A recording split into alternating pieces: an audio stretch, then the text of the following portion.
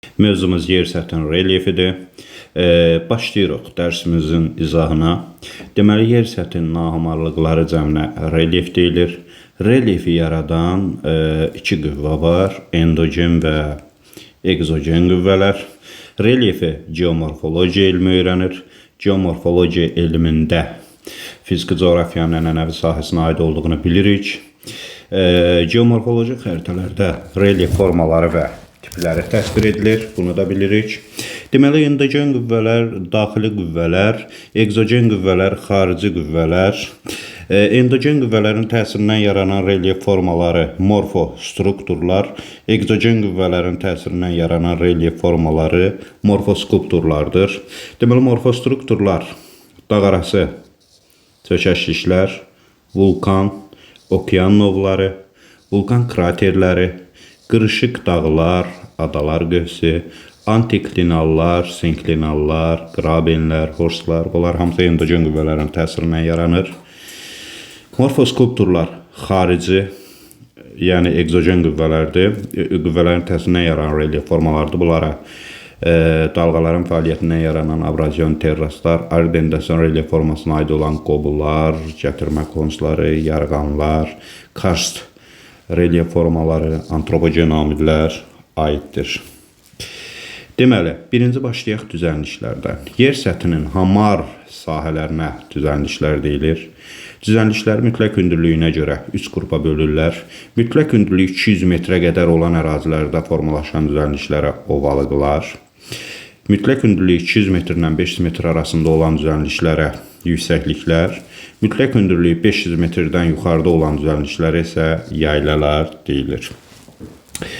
Ovalıqlar okean səviyyəsindən aşağıda da ola bilər. Belə ovalıqlara çökəşliklər deyilir.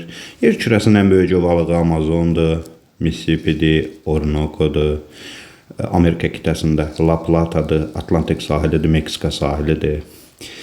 Mesopotamiya ovalığıdır, Hind-Qanq, Kür-Araz, Qərbi Sibir, Orta Dunay, Aşağı Dunay, Xəzəryani, bu okean səviyyəsindən aşağıdadır, Turan, Mərkəzi Avstraliya, Xəzəryani, Kür-Araz ovalıqları, Lənkəran ovalığı, Samırdəvəçi ovalığı, bunlar okean səviyyəsindən aşağıda yerləşən düzənliklərdir.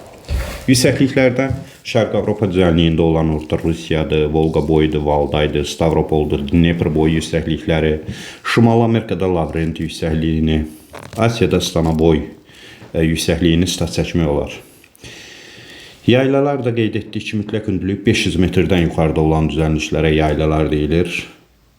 Tibet, Anadolu, İran, bu arada bunlar geosinknalda yerləşirlər. Orta Sibirdir, Dekandır, Qarabağdır, Braziliyadır, Gviyana, Patagoniya, Meksika, Kolorado platosu, Efiopiya yaylası, Şərq Afrika, Qərbi Avstraliya yaylası. Əgər yaylanın səthi çox hamar olarsa ona plato deyilər.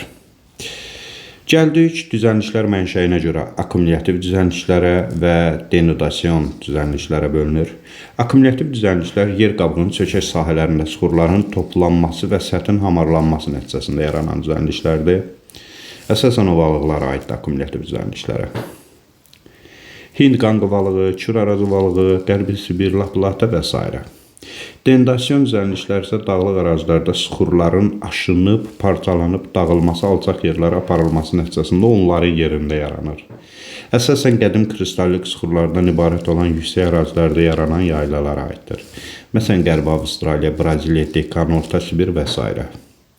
Bəzən denudasyon düzənliklərdə şahid dağlara da rast gəlinir. Əhəqqərdir, Tibestidir, Darfurdur, Şimal Afrikada denudasiya nəticəsində yaranan denudasyon düzənliklərdir. Bu, Tibesti, Əhəqqər, Darfur platolarında uran yataqları da mövcuddur. Düzənliklərin yaranmasında həm daxili, yəni endogen, həm də xarici, egzogen proseslər iştirak edir. Xarici proseslərə eroziya, aşınma, denudasiya, akkumulyasiya prosesləri aiddir. Su və küləyin təsiri ilə yuyulub yox olan formasını dəyişən süxurlar eroziyaya məruz qalmış olurlar. Deməli, süxurların küləyin, suyun təsiri ilə yuyulub yonulmasına eroziya deyilir. Aşınma prosesi temperaturun sutku ərzində kəskin dəyişməsi, küləyin, suyun təsiri ilə süxurların xırdalanmasıdır. Təxminən eyni mənanı kəsb edir, elə eroziya ilə aşınma.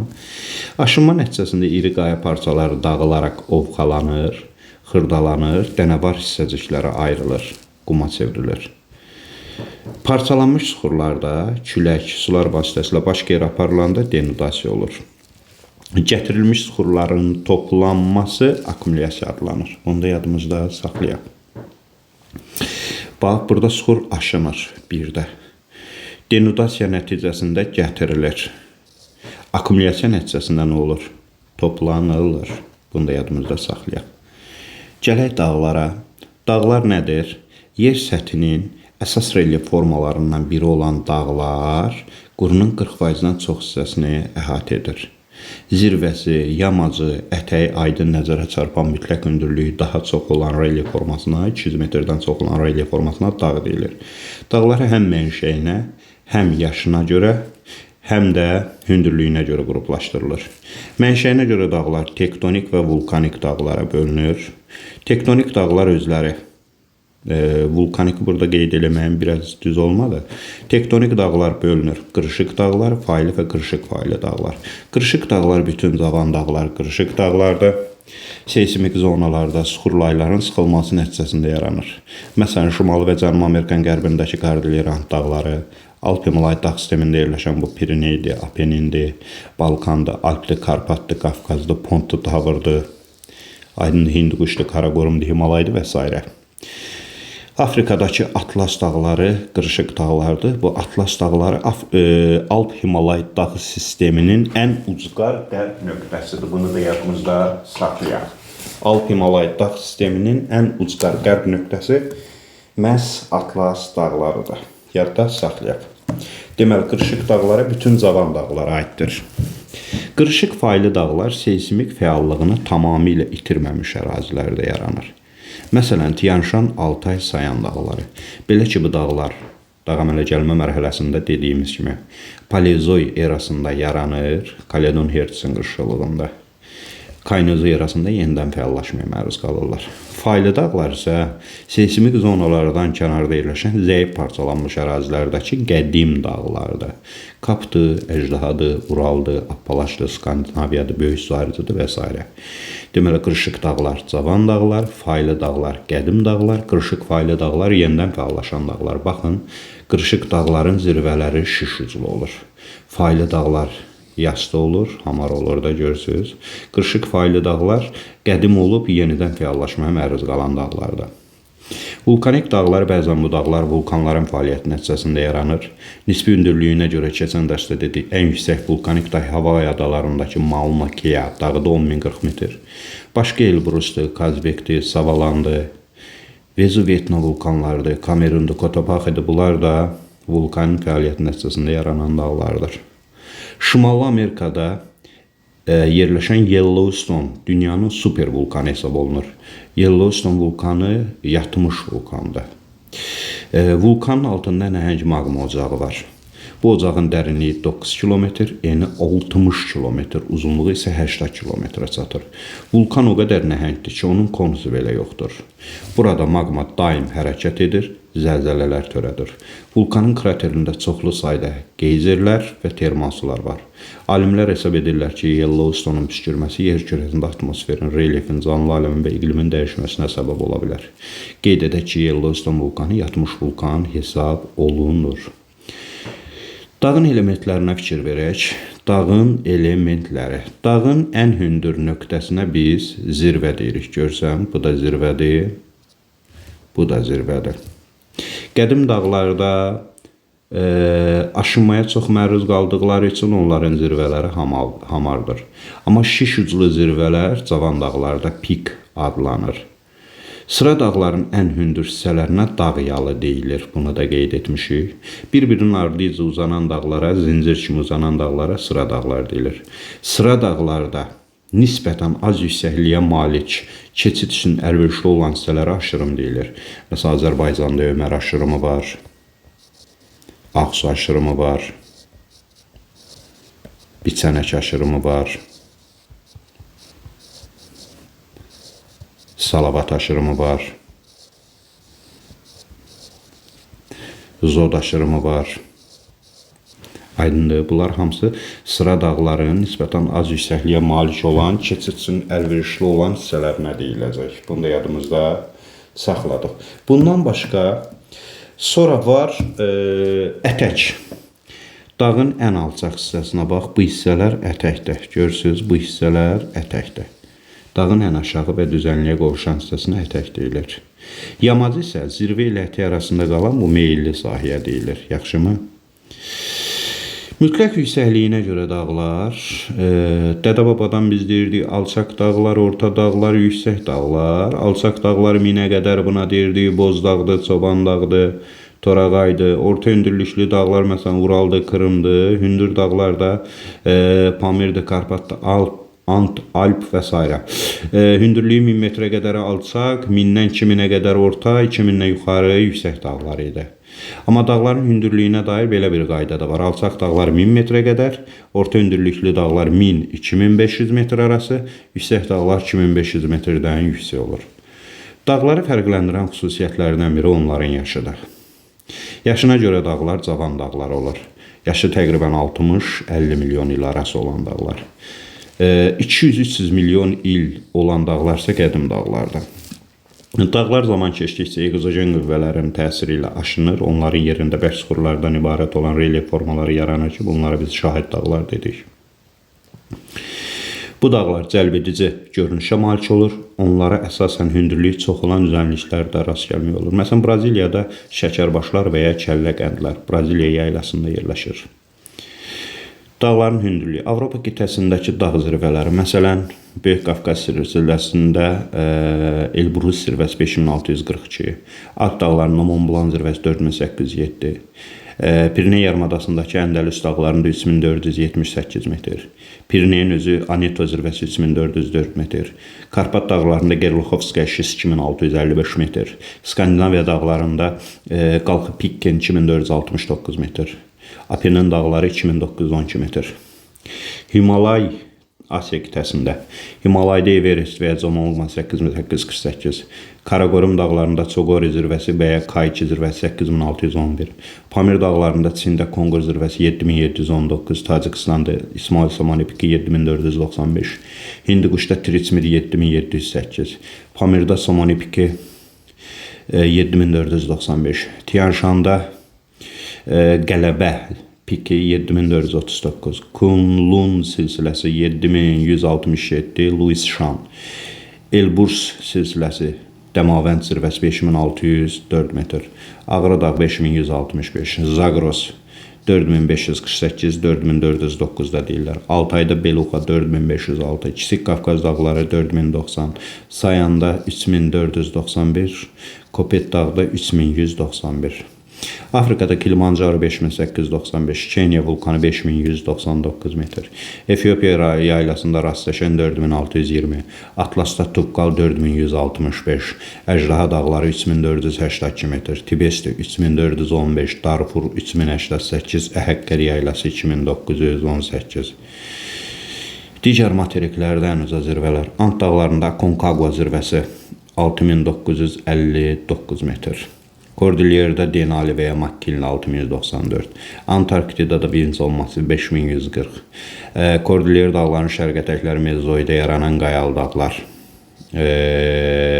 Elbert zirvəsi 4399, Braziliya yaylasında 2897, Guyana yaylasında 2875, Böyük Sarıcı dağlarında Kosciuszko 2228, Qərbi Avstraliya yaylasında Hammersli dağları 1234, bu Baykaldan əvvəlki davam ilə gəlmə mərhələsində yaranıb.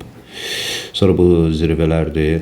Avropada Mont Blanc 4807, Asiyada Everest 8848, Afrikada Kilimanjaro 5895, Avustraliyada Kosciuszko 2228, Aconcagua Cənubi Amerikada 6960, 59-da deyirlər. Şimali Amerikada Kordiliyerdə 6194 Makkinli. Çökmələr, yəni və yaxud depressiyalar. Antarktidada Bentley çökəkliyi Merbeck düzənliyində də 2469 metr. Qoxor çökəkliyi -430 metr İsrail-Yordaniya sərhəddə Asiya qitəsi. Assar gölü -157 metr Cibuti. Turfan çökəşliyi -155 metr Çin, Sintizyan Uyğur. Misirdə Kattara çökəşliyi. Qazaxıstanda Karaciye çökəşliyi -132. Şimal Amerikada ölüm dərəcəsi -86. Xəzər -26. Ergöldə -16. Ölçülərinə görə relyef formaları planetar, mega, makro, mezo, mikro relyef formalarına bölünür. Planetar, mega, makro bunlar endogen qüvvələrdən yaranan morfostrukturlara aiddir. Mezo ilə mikro isə morfoskulpturlar aiddir. Yadda saxlayın.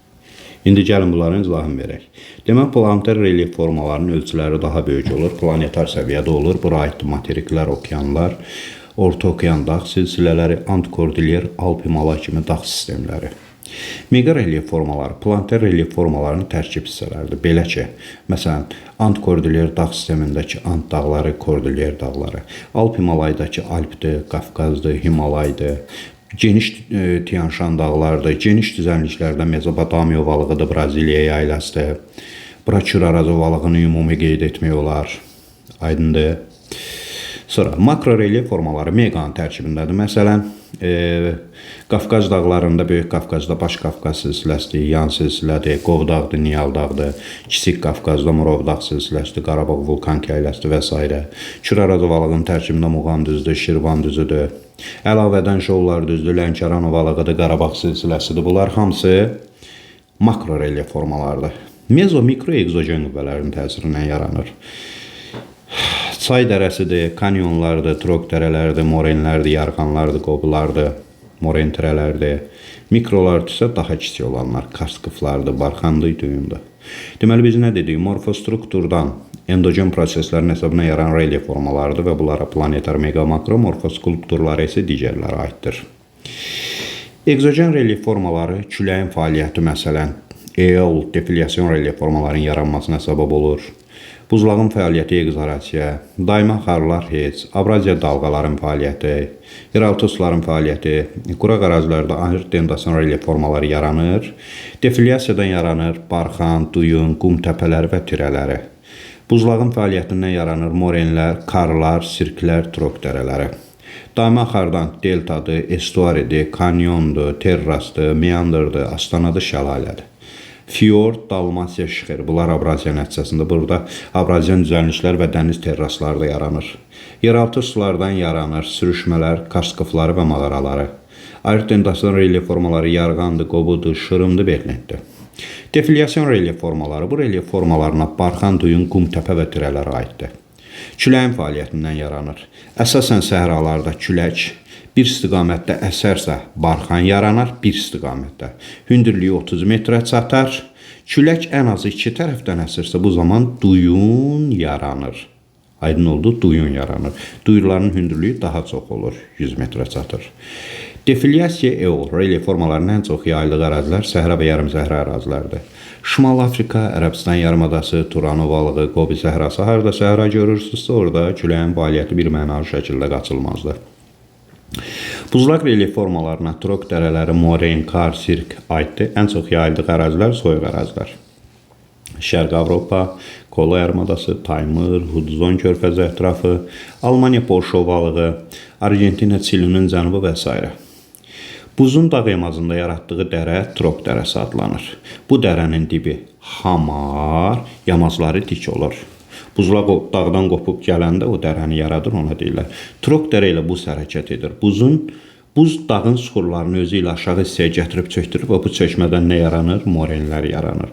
Moren buzlaq akkumulyasiyası, yəni akkumulyasiyası nəticəsində yaranır. Yəni qabarıq relyef formasıdır. Buzun yaratdığı çökək isə kar və sirklərdir. Karlar buz çökməsidir. Çox vaxt su ilə dolur, buz gölləri əmələ gəlir. Əgər yamacda bir neçə kar varsa, amfiteatr formasında sirklərə çevrilir. Aydın oldu. Bunlar da həmçinin, bu da morendir, çöküntülərdir. Trok dərəsi buzdağı qopub gəlir, kar budur, göl yaranır. Sirklərdəki həmçinin bir neçəsi yaranırsa o sirkə çevrilir. Qeyd edək ki, 4-cü bulaşması həm şimal, həm də cənub yarımkürəsində olub. Cənub yarımkürəsində Argentina, Çili, Antarktidada baş verib. Argentina, Çili sahillərində fiord tipli relief formalarına rast gəlinmək olur. Moren təpəsi bir dənədir. Moren tirələri görürsüz. Aydın oldu, budur.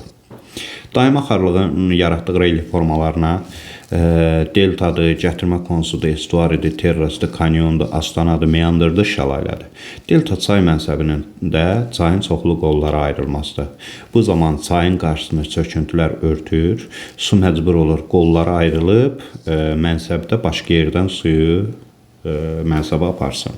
Ona görə çayın mənsəbdə çoxlu qollara ayrılmasına biz nə deyəcəyik? Çay deltası.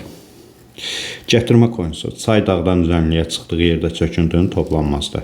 Daha çox dağa təyi düzən ərazilərdə müşahidə olunur. Deməli, gətirmə konsu da deltada akkumulyativ mənşəlidir. Gətirmə konsu nədir? Çay dağdan düzənliyə çıxarkən çöküntünü çöktürsə bu gətirmə konsudur. Aparıb mənsəbdə çöktürsə bu nədir? Deltadır. Yadda saxlayın. Estuari. Çayın mənsəbdə qollara ayrılmadan birbaşa su hövzəsinə tökülməsi. Bunun səbəbi mənsəbdən keçən okean cərəyanları, çayın yüksək axın sürəti, qabarma çəkilmədir. Yəni, çayın mənsəbi dərin olarsa, orada çay qollara ayrılması ki, deməli, mənsəbi dərin olarsa, dərin. Burada nə yaranacaq? Estuari. Yox, dayazı olarsa, nə yaranacaq? Delta. Kanyon yumşaq çuxurlardan keçərək çayın dərin dərələr yaratmasıdır. Kanyon dağ çaylarında müşahidə olunur və ən böyük kanyon Kolorado çayının kanyondur. Kanyon dərələri Azərbaycanda da müşahidə olunur, Böyük Qafqazın şimal-şərqində. Dağ çayı dərəsini dərinləşdirərkən kanyon yaranır. Deməli, dağ çayları asan yuyula bilən çuxurları yuduqda kanyon, nisbətən qarşısına bərk çuxurlar çıxdıqda hansı dərələr yaradır? Bu şəkildə dərələr. Çay yatağında bərk çuxurlar dan keçməsi astanadır. Yəni, çay qarşısına çıxan maneədir. Belə ki, bərk çuxurlar çayın dərəsində yerləşir. Çay həmin çuxurları parçalaya bilmir. Bu da çayda gəmiciliyə mənfi təsir göstərir. Əgər bir çayda astana varsa, deməli o çayda gəmicilik zəif inkişaf edəcək. Meandr, düzən çayların əyri-üyrü uç şəkilli dərəsidir. Məsələn, Kür çayının Kür-Araz ovalığındakı dərəsi meandrdır. Bundan başqa Volqada, Obuda, Amazon kimi düzən çaylarında da mövcuddur. Çayın yumuşaq və bərk çuxurlardan keçərək yaratdığı relyef formasıdır. Çayın yaradıcı və dağıdıcı relyef formaları. Dağıdıcı relyef forması məcradır, şəlalədir, astanadır, trok dərədir. Çayın yox, ümumiyyətlə, trok buzlaqdandır. Çay dərələrdir, yarğandır, sirklərdir, qarlardır. Yaradıcı, yəni akkumulyativ gətirmə konsudur, deltadır. Akkumulyativ çay terrasda alluvial düzənliklərdir, moren tirələrdir, barxandır, düyündür, qum təpələrdir. Qabarıq morfostruktur daxilində yaranan mənfi relyef formaları kraterdir, kanyondur, erozyon terrasdır, bir də trok dərələrdir, üstü açıqlar. Fiord tipli sahillər dözgün dövr buzlaşmasına məruz qalan ərazilərdə yayılıb. Skandinaviyada, Şimal Amerikanın şimalında, Argentina, Çilinin cənub sahillərində.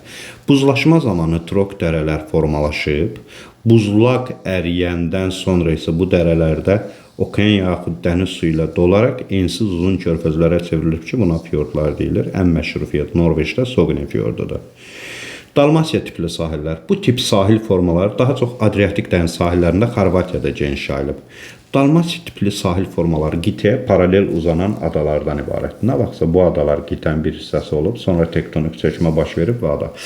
Deməli, Dalmasiya tipli sahillərdə sualtı dağlar sahilə paralel uzanırlar. Yadda saxlayın. Amma şixer tipli sahillər Baltik dəniz sahillərində yayılıb, 4-cü buzlaşması zamanı buzla örtülü çoxlu çöküntü gətirib, dəniz və okean axıtması ilə yanaşı, daşlı qaya sahil formalarıdır. Bəzən yox, çox vaxtı həmin o sahil formalarında sualtı qayalıqlar suyun səthinə çıxır, baxın. Karst relyef formalar. Fiyordu dedik, şixeri dedik, Dalmasiyan dedik, bir də Riyaz tipli sahilləri var. Riyaz tipli sahillərdə sualtı qayalıqlar sahilə necə uzanır? Perpendikulyar. Dalmasiya tipli sahillərdə sualtı qayalıqlar sahilə paralel uzanır. Riyaz tipli sahillərdə sualtı qayalıqlar sahilə perpendikulyar uzanır. Karst relyef formaları.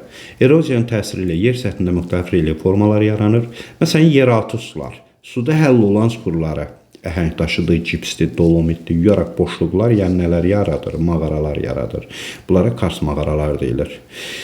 Avropanın cənubunda karst platosunda belə mağaralar çoxdur. Ən böyük mağara Amerikada Mamont Flint mağarası, uzunluğu 680 kilometrdir. Sloveniyada Postoyun mağarası var. Sonra Gürcüstanda Yeni Afon, Azərbaycanda Ağzıq mağarasını istat çəkmək olar. Arid dendasyon relyef formaları.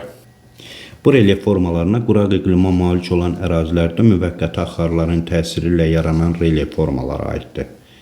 Yarğandır, qobudur, bedlentdir. Yadda saxlayın. Bu relyef formaları gillərin, qum daşlarının yayıldığı ölkəmizdə Ceyrançöl, Acınöhür-Alçaq dağlığında, Qobustan, Abşeronda, Naxçıvanın orta dağlıq hissələrində rast gələcək. İndi gəlin görək yarğan nədir? Müvəqqəti axarların suxurları yuyulması nəticəsində yaranan quru dərələrdir. Yarğanlar əsasən meyilli və bitki örtüyündən məhrum olan ərazilərdə formalaşır. Yarğan son mərhələdə qobuya çevrilir. Qobunun dibi kol və ot bitkiləri ilə örtülü olur. Yarğanın son mərhələsi qobudur, ilkin mərhələsi şırımdır. Bedlentlərdə pis, istifadəyə yararsız torpaqlardır. Bunu da yadda saxlayaq. Dağ yamaclarında su keçirməyən gilli suxurların üzərində su keçirən qumlu çınqıllı laylar üst-üstə yerləşdikdə sürüşmə baş verir. Əlbəttə, ağırlıq qüvvəsinin təsiri ilə su keçirən suxur layı suyu keçirir. Su keçirməyin üzərində tap gətirə bilmir. O su keçirməyin qismən isladır və onun üzəri ilə aşağı sürüşür. Sürüşmələr gur yağışların, qarların əriməsi nəticəsində baş verir. Seysmik hadisələr təbii ki, təsərrüfat işləri bu prosesi intensivləşdirə bilər. Bu hadisə yüksək dağların daha çox meyilliyə malik olan yamaclarında tez-tez baş verir. Sürüşmələr əkin sahələrinə, yaşayış məntəqələrinə, yollara böyük ziyan vurur. Qarşısını almaq üçün də yamaç bərkitici işlər görmək lazımdır, terraslaşdırma aparmaq lazımdır, drenaj vasitəsilə sürüşmə zonalarında toplanan yeraltı suları axıtmaq lazımdır, çılpaq yamaclarda meşə və kolluqlar salmaq lazımdır. Gəldik okean dibinin relyefi. Okeanın hamar su səthinin altında nahamarlıqlar gizlənir. Təbii ki, yerin quru səthində relyef nahamar olduğu kimi okean dibində də var. Okean dibində də quruda olduğu kimi müxtəlif relyef formaları var. Yəni sualtı dağlar var, düzənliklər var, vulkanlar var, dərin okean çökəklikləri və s. var. Əgər quruda okean dibinə səyahət etməli olsaq, birinci şelfdən keçəcək.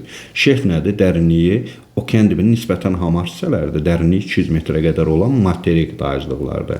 Bəzi yerlərdə şelflər ensiz, zolaq şəklində, digərlərində sahildən 100 kilometrlərlə məsafədə uzanır. Şelf zonası əslində qitənin suyun altında qalan hissəsidir. Bu zona kontinent yamacına qədər, yəni materik yamaca qədər uzanır. Şelflərdən daha çox faydalı qazıntılardan yanar mənşəli faydalı qazıntılar çıxarırlar. Kontinent və ya materik yamacı 1000-1500 metrə qədər, 200 metrdən 1000-1500 metrə qədər dərinliyə qədər olan sıldırım şəkildə aşağıya doğru davam edir. Şelfdə meyillilik az olduğuna görə çökmə xurqatı qalın olur. Amma kontinent yamacda meyillilik çox olduğuna görə çökmə xurqatı burada az olur. Meyillilik çox olur. Burada kanyonvari dərələrlə kəsişib. Sonra materik yamacı 1000-1500 metrdən 3000 metrə qədər olan dərinliyə əhatə edir. Bu ərazilər materik, okean yer qabığı arasındakı sərhəddir. Abissal düzənliklər dünya okeanının dibinin 70%-ni tutur. Burada yer qabığı yalnız okeana aid olan sıxurlarla ibarətdir. Yəni okean tiplidir yer qabığı. Abissal düzənliklərin səthi hamardır və əsasən 3000-6000 metr dərinliklərə əhatə edir. Okean və materik tavalarının toqquşma zonasında dərin okean çökəklikləri novlar yerləşir. Yəni bu konvergens zonadadır və subduksiya zonasındadır. Onun dərinliyi, novların dərinliyi 6000 metrdən çoxdur. Abissal düzənliklərin üzərində orta okean silsilələri uzanır ki, bunlar əlbəttə ki, divergent zonada formalaşan ərazilərdir. Bu, yer kürəsinin ən böyük dağlarıdır. Onlar fasiləsi bütün okeanların dibinə əhatə edir. Orta okean silsilələri tavaların bir-birindən ayrılma zonasında yerləşir. Onların arasında dərin tektonik çat zonalar əmələ gəlir ki, bunlara rift dərələr deyilir. Əlbəttə ki, novların üzərində su qatının qalınlığı rift dərələrindən çoxdur. Rift dərələrində tez-tez vulkan püskürmələri baş verir. Orta okean silsilələri okean dibində təqribən 2000 metr qalxır. Bəzi yerlərdə onlar zirvələri suyun səthinə çıxaraq vulkanik adaları yaradırlar. Görürsünüz, bu şelf zonası, bu kontinent zonası, görürsünüz, bu abissal düzənliklərdir. Bu orta okean dağ silsilələrdir və bu silsilələr bunların arasındakı rift dərədir. Bu da okean çökəşlikləridir. Materik və okean tavalarının toqquşma zonasındadır. Aydındır. Bu vulkanik adadır. Bu da sualtı kanyonlardır. Yadda saxla, Trok dərə buzun yaratdığı dərədir. Moraine buzun gətirdiyi çöküntüdür. Fjord, Trok dərələrə okean və yaxud dəniz sularının dolması ilə yaranan sahil olmalıdır. Şxeyr, moraine çöküntülərinin hansısa dəniz və ya okean sahillərinə doğulması ilə yaranan daşlı, qayalı sahillərdir. Dalmasiya adalar formasında olan sahil və bu adalar qitəyə paralel uzanır. Kar buzun yaratdığı çökəşlikdir. Sirk bir neçə karın birləşməsi ilə yaranan amfiteatr formasında olan dərələr. Burada qeyd var, deyir, fjord tipli sahillər təkcə şimalda deyil, cənub yarımkürəsində Argentina, Çilisinin cənub sahillərində də baş verir. Fikir verin, Alp dağları Qrinviç kəsmir yarımkürədə yerləşir. Matterhorn piki var İsveçrədə. Ən hündür zirvəsi Mont Blanc zirvəsi də 4807 Fransa-İtaliya sərhədində. Alp dağları düşür. Fransa, İtaliya, İsveçrə, Liechtenstein, Avstriya, Almaniya və Sloveniya. Qar xətti 2500 metrdən keçir. Cenevrə, Qarda, Boden gölləri yerləşir. Dunay, Rona, Reyn kimi çaylar başlayır. Cənub yamacında qar xətti daha yuxarıdan keçir, çünki cənubu günəşə tərəfdir. Cənubi Avropa ilə Orta Avropa regionunu ayırır, amma Orta Avropa regionuna aiddir. Pamir dağlarının hündürlüyü Tian-Şan dağlarından daha çoxdur. Pamirdə 7719-dur, Tian-Şanda 7439-dur. Host və Graben qabarıq morfostrukturlara aiddir. Dördüncü buzlaşması həm şimal, həm cənub yarımkürəsində baş verir. Ona görə fjordlar var. Materik yamacı 200 metrdən 1000-1500 metrə qədər olan ərazilərdir. Vulkanik dağlar silsilə yaratmır. Braziliya yaylası meqareliya formalarına aiddir. Amazon, Qərbi Sibir, Şərq Avropa, Qafqaz, Himalay, Alp və s. Nov, iki okean tavası toqquşanda yarana bilər. Materik və okean tipli tavalar. Məsələn, Marian Nova. Yox, iki okean tavasının toqquşmasından da yarana bilər. Marian Nova, məsələn, Sakit okeanla Filippin tavasının toqquşmasından, o cümlədən Marian adalardır. Orta okean dağ silsilələrindən Şimal Buzlu okeanda Lomonosov, Mendeleev, Hekkel. Şimali Amerika materikində yerləşən böyük düzənliklərin hündürlüyü mərkəzi düzənliklərin hündürlüyündən daha çoxdur. Kilimanjaro zirvəsi qar xəttindən yuxarıda yerləşir. Viktoriya adasında qütb gecələri müşahidə olunur, çünki Viktoriya adası Kanada Arktik arxipelagına aiddir və şimal qütb dairəsindən şimaldadır. Şimal yarımkürəsində yerləşən bütün çayların deltasında əhali sıx məskunlaşmayıb. Antarktida materikində fəaliyyətdə olan Erebus terror vulkanı var. Venezuelada yerləşən Gibiana yaylasında zəngin neft ehtiyatları yoxdur. Yaylı olduğu üçün yoxdur. Amma Venezuelanın özündə var. Trok dərələri buzun yaratdığı dərələr olub, qabarıq morfostruktur daxilində mənfi relyef formasıdır.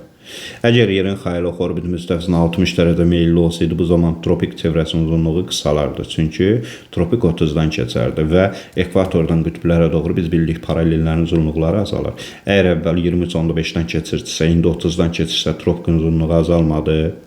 Cənub tropikindən cənubda olan dağların cənub yamaclarında qar xətti aşağıdan keçir. Ona görə ki, cənub yamacı Antarktidaya tərəf olduğu üçün soyuqdur. Amazon ovalığı Braziliya ilə Şərq Avropa düzənliyi meqareliya formalarına aiddir.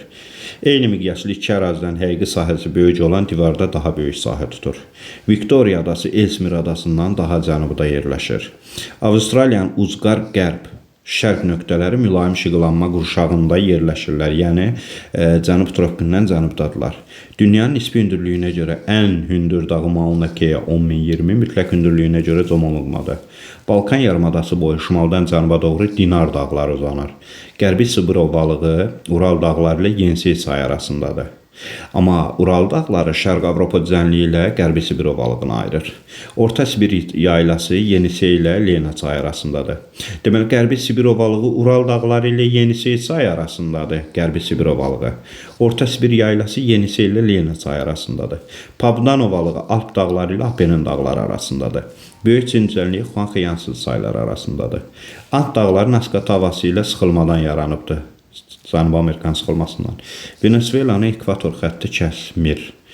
Galapagos adası Naska-Kokosun ayrılması, Ant dağları Naska-Cənubi Amerikanın toqquşması, Pasxa adası Sakit okeandan Naskanın ayrılması, Mərkəzi Amerika adaları Karib-Kokosun toqquşması. Bundan başqa Ant dağları, Amazon ovalığı, Amazon çayı, Gviana yaylasının da ekvator xətti kəsir. Ekvator xətti kəsir Ekvador, Kolumbiya, Braziliya. São Tomé və Príncipe, Gabon, Kongo Respublikası, Kongo Demokratik Respublikası, Uganda, Kenya, Somali, Maldiv adaları, İndoneziya və Kiribati. Pirneya dağlarının hündürlüyü 3404 metrdir. Skandinaviya dağlarının hündürlüyü 2469, Karpat 2655, Elbrus 5610. Elbrus Qafqazın ən uca zirvəsidir. 5642. Elbrus İrandadır 5610, Elbrus isə Qafqazın ən hündür zirvəsidir. Əndəlüs dağlarının hündürlüyü 3478. Ağrı 5165, Qələbə Tianşanda 7439, Kommunizm zirvəsi Pamirdə 7495, Somoni adlanır başqa adla. K2 Qaraqorumda 8611, Kongur Çində Pamirin ən hündür zirvəsi 7719. İki adı olan zirvələr Somoni Kommunizm, Qaraqorum Çoqori, bir də ki K2, Denalı Makinli. Əjdaha 3482 metr, Qələbə 7439 metr, Narodnaya Uralda 1895, K2-də 8611 metr. Rastaşen zirvəsi Efiopiya yaylasının ən hündür zirvəsi 4620 metrdir. Denali 6194, Dəmavənd 5610, 5604 də deyirlər. Atlas 4165, Kilimanjaro 3895, Rastaşen 4620. Qədim platformalar Arxaik Proterozoy eralarında formalaşıb, cavan platformalar Paleozoy qismən Mezozoyda formalaşıb. Skandinaviya dağları mütləq hündürlüyü Drakon dağları mütləq hündürlüyündən daha azdır. Skandinaviyada 2469-dur, Drakonda 3482 metrdir. Qafqaz dağlarında yerləşən Kazbek zirvəsi mütləq hündürlüyü 5033 metrdir. Yerin maqnit sahəsinin formalaşmasının əsas səbəbi daxili və xarici nüvənin hərəkətidir. Magdonel dağları qədim platformada yerləşirlər. Avstraliyada Baykaldan əvvəlki davam elə gəlmə mərhələsində yaranıb. Uran filzi tərkibinə görə çox kasıbdır. 1 ton uran tərkibində cəmi 0,2 kiloqram, yəni 200 qram safran var. Nauru adasında fosforit ehtiyatları var. Gilli çatlar və yaxud takır adı verilən formalardır. Palçıq və gil təbəqəsi ilə örtülü olan və ərazilərin suyunu buxarlandırır. Buxarlanma üst hissədən getdiyi üçün quruyan hissələr dik formada çatlamağa başlayır. Suyun bərkidici xassəsi itir. Yavaş-yavaş suyun buxarlanması dibə doğru getdiyi üçün çatlar bu formasında ən sonuncu hissəyə qədər bölünür. Yerdə şəkildə gördüyümüz formalar qalır. Bax, bu formalar. Dedik, Matterhorn pike Alp dağlarında yerləşir. Alp dağlarından başlayan çaylar yalnız Atlantik okean hövzəsinə, amma Qara dənizə, Şimal dənizə, Aralıq dənizinə, Adriatik kimi dənizlərə tökülə bilər. Alp dağları qeyd etdiyi İtaliya, Fransa, Avstriya, Liechtenstein, İsveçrə, Sloveniya, Almaniya və bir neçə ölkənin ərazisindədir. Alp dağları iki yarımkürədə yerləşir, Greenwich meridian kəsmir. Alp dağları Orta Avropa regionuna aiddir. Mülayim şıqlanma quşağında yerləşir. Bu qədər.